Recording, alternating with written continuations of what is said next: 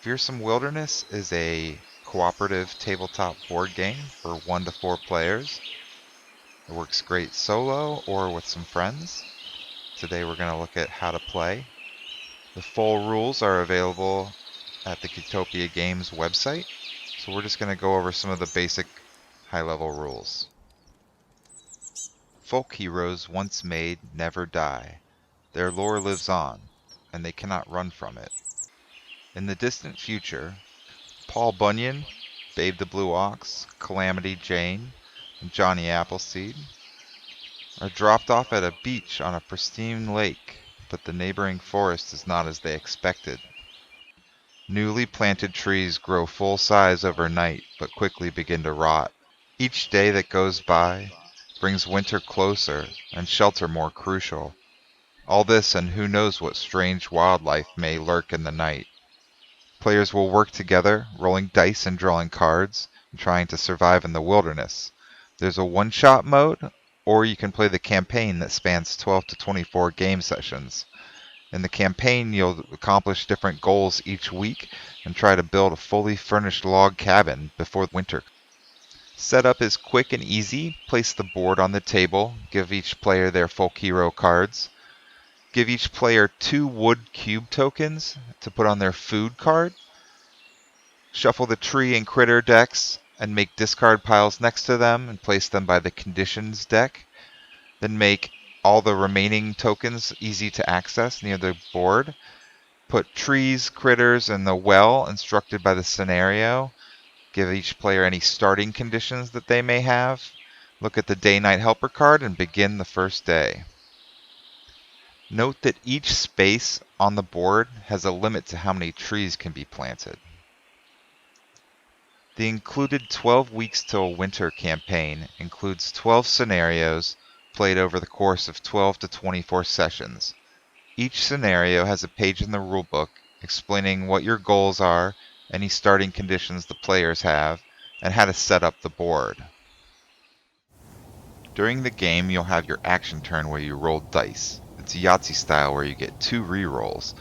You'll try to roll axes to fell trees, paw prints to attack critters, leaves to heal or calm yourself, water canteens to gain water, campfire symbols to get food, and skulls represent wilderness accidents that give you damage. Let's take a look at some of the cards.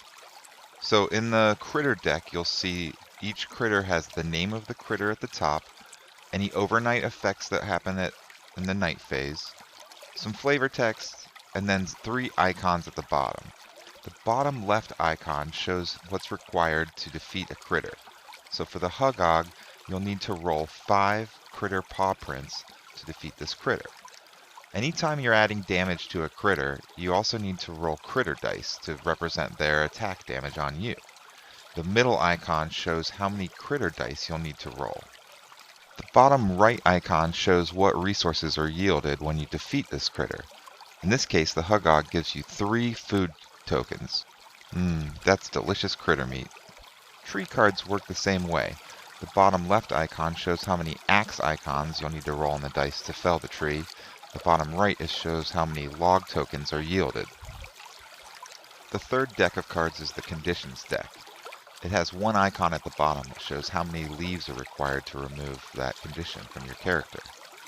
Please note that some of the critter and tree cards state gives nightmares. When this happens in the night phase, you'll have to open the rulebook and resolve a nightmare. Alright, let's dive in.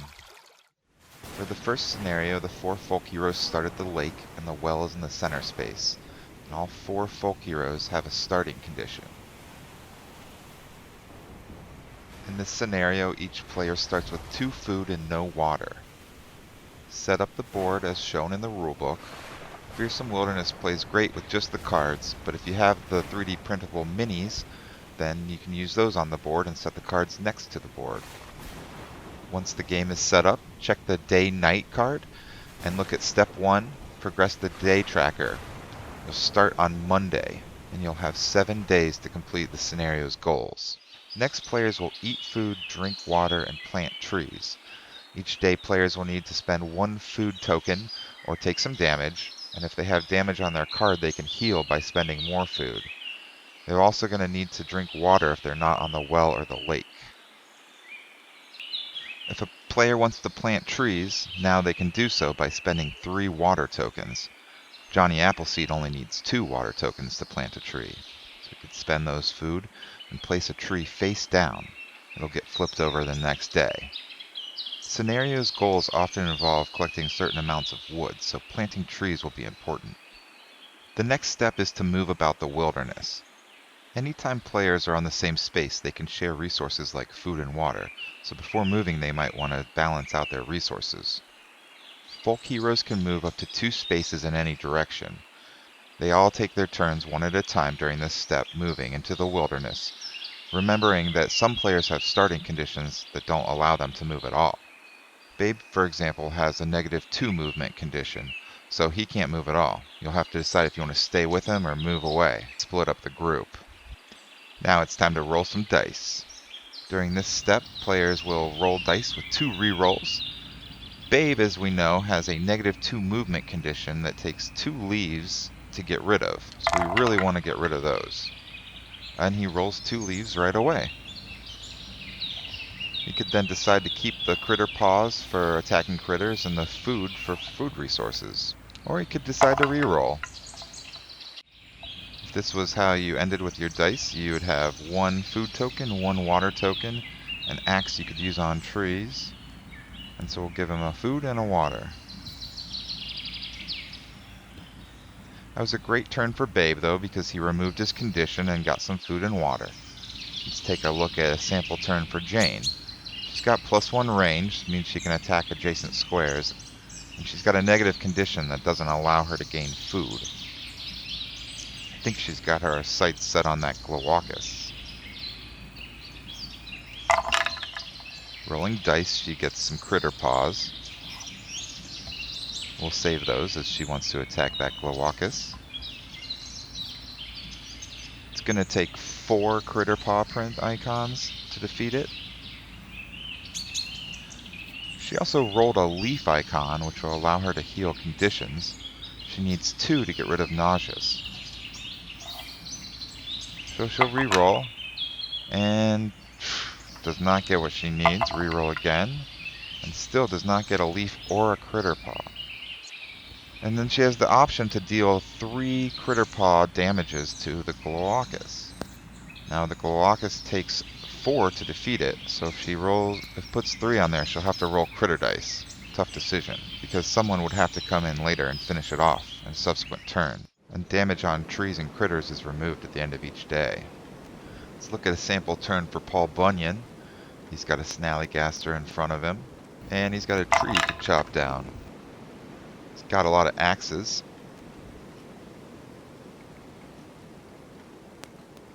So he was thinking about taking down that rotted tree, but it would give him some damage if he did.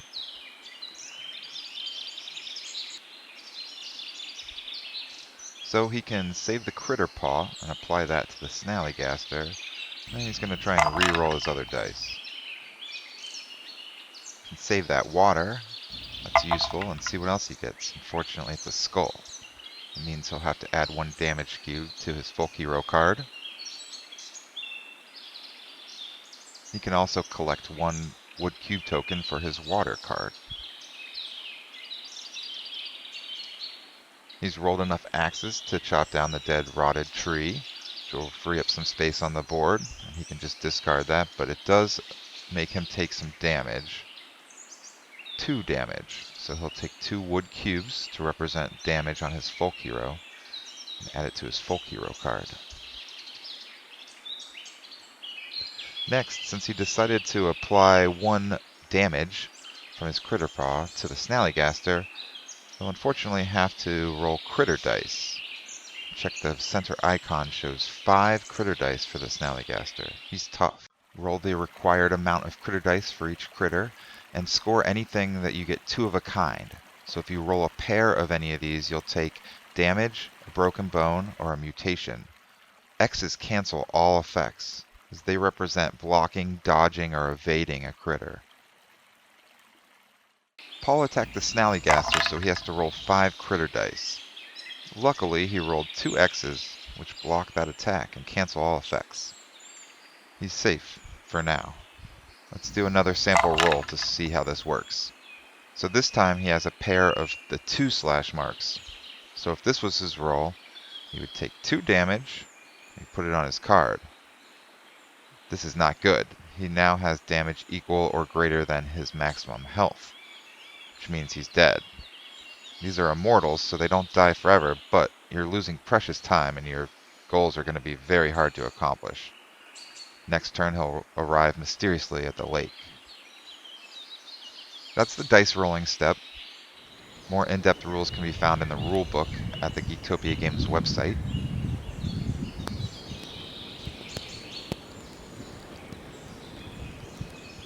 The next step is to remove all damage tokens that are left over on critters or trees, as that resets each day. Now it's time to begin the night. Flip the card over and start the night phase. Nights in the wilderness are dangerous. During this phase, you'll check to see if you're on a space with any critters that have overnight effects, or critters or trees that induce nightmares. Then you'll move the critters towards the folk heroes, place new critters, and start the next day. First, we'll resolve overnight effects. Calamity Jane and Johnny Appleseed are on a space with the Agripelter, whose overnight effects say to roll critter dice and take the bruise condition. Each critter's overnight effects only affect one hero, so decide as a group which hero is going to interact with the critter overnight, roll dice and take any other effects. In this example, Babe the Blue Ox is on a space with the Hodag. His overnight effects say roll critter dice and take the maniacal condition.